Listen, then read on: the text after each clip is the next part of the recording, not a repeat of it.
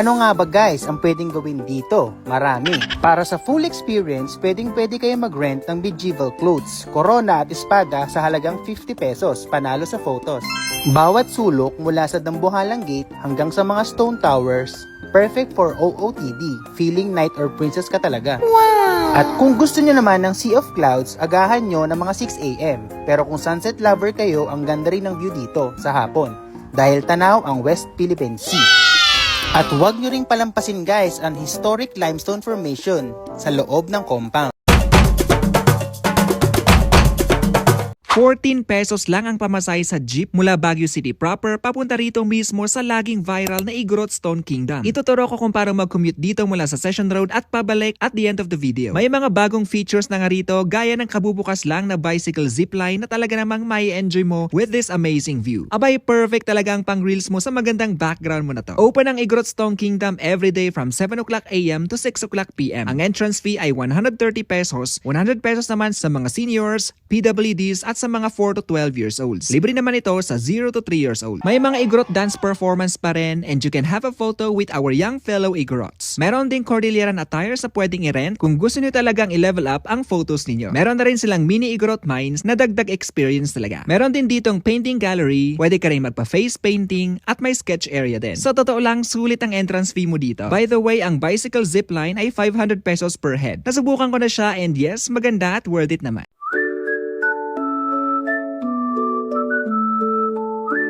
This place is like a giant art project.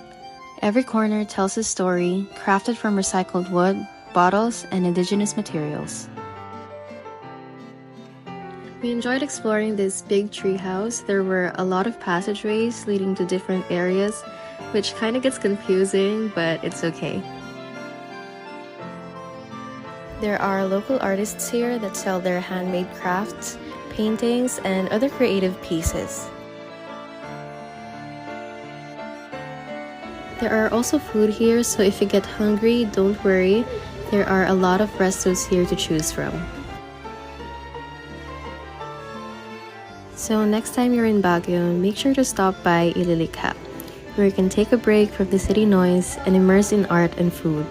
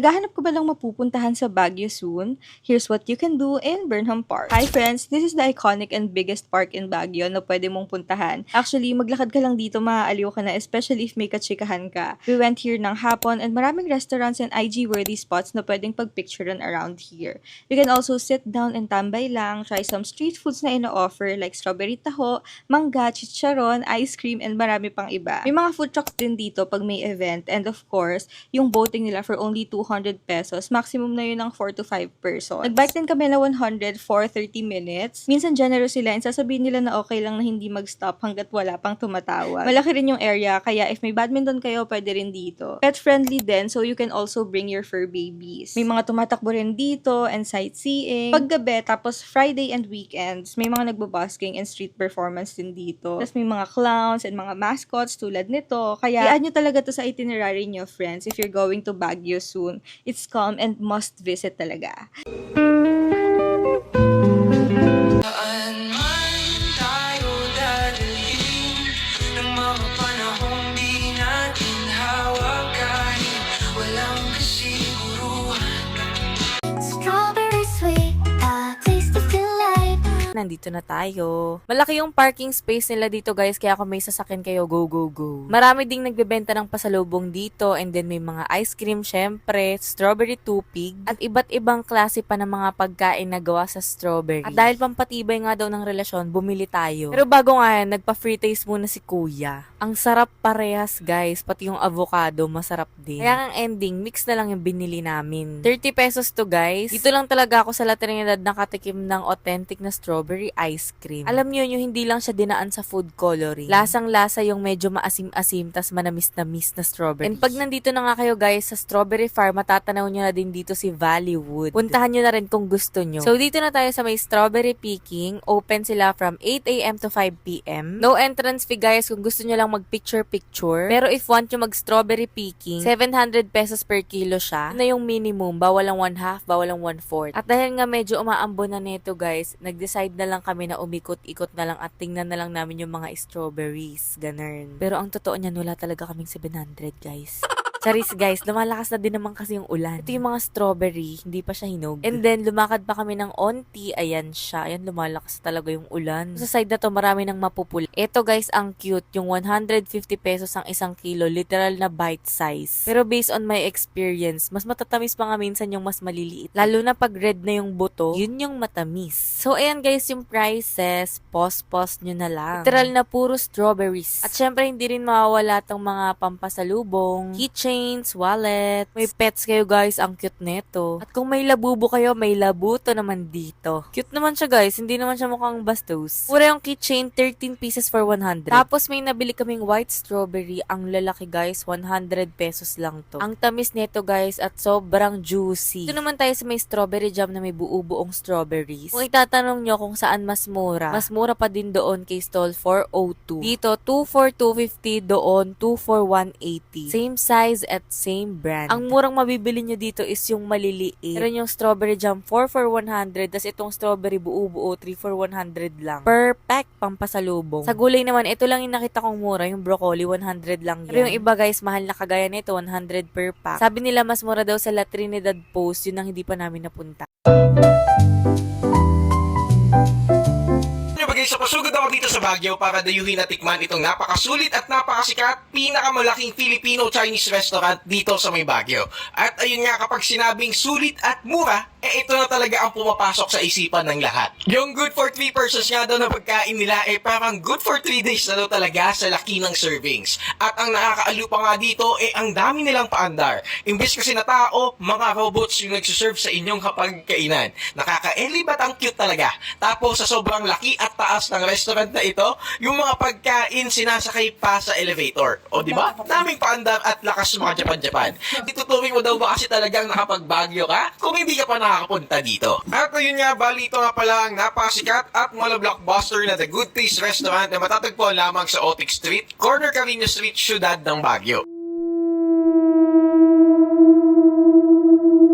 This is Lance at sa araw na to, nandito tayo ngayon sa Diplomat Hotel dito sa Baguio, kung saan nakilala ito bilang Guinness World Record ng largest 10 Commandments tablet building in the world! Isa itong simbolo ng pananampalataya na tinawag dating Dominican Hill Retreat House noong 1913 bago ito maging Dominican Hotel noong 1970s.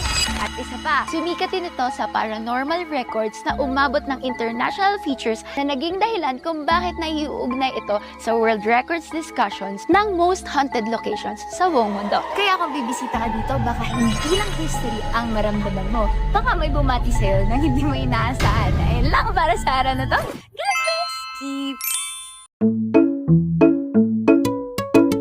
Kung nasa Baguio ka, don't miss to dine in sa pinabalik-balikan, laging pinupuntahang restaurant na ito. Syempre, isa sa mga favorites ko. Ito ang Grumpy Joe sa Gibraltar Road. Malapit sa Mines View, Wright Park, The Mansion, at Botanical Garden. Kaya perfect stopover after your Baguio Lakwatsa. Turo ko kung paano mag-jeep dito mula sa Session Road at the end of the video. Pasadong-pasado ang ambience and friendly sa bulsa ang mga prices. Malakas ang wifi and may parking space din. Here is their menu pala. You can take a screenshot for your reference. In fairness, you have many options. Di ko pa na-try lahat kaya babalikan natin ang mga yan. Here is their chicken pesto. Ito yung tipong unang kagat mo pa lang para kang niyakap ng comfort food. Ay, sakto ang luto ng pasta. Pang 3 ang serving pero pwede kong suluhin. Charot. Itong garlic shrimp pasta. Nako, shrimp pa lang ulam na. Perfectly cooked, creamy at sakto ang timpla. Parang first love na hindi ka bibiguin. Ay, okay ako dito sa chicken bites platter. Walang dry moments dito. Parang love life na walang heartbreak. Ay, sana all. We also had this half Grumpy Joe and half 5 cheese pizza. Perfect pang family or pang barakadahan. Loaded ang toppings. Grabe, cheese pa lang, panalo na. Super in-enjoy din siya ng pinsan ko. And look at their mojo fries. Crunchy siya on the outside and soft on the inside. Pero yung sriracha sauce talaga, my gosh, ito yung tipong sauce na masarap sa lahat. Nakaka-addict. Okay rin itong April's Greek salad nila. Freshness overload, crisp, light at perfect pang balance sa carbs. For dessert, we had this petite red velvet. Sweet but not overpowering. Parang ideal relationship. Ay, pati pamangkin ko, certified approved. For drinks, we had green apple lemonade, watermelon lemonade, and blueberry pomegranate. Sobrang refreshing at saktong-sakto ang timpla nila. Pero for me, itong blueberry pomegranate ang winner. Parang summer vacation sa bawat lagok. Customer service is very good, very friendly, and attentive naman ang mga staff. Open ang Grumpy Joe every day from 10 o'clock a.m. to 9 o'clock p.m. Ini-enjoy namin yung view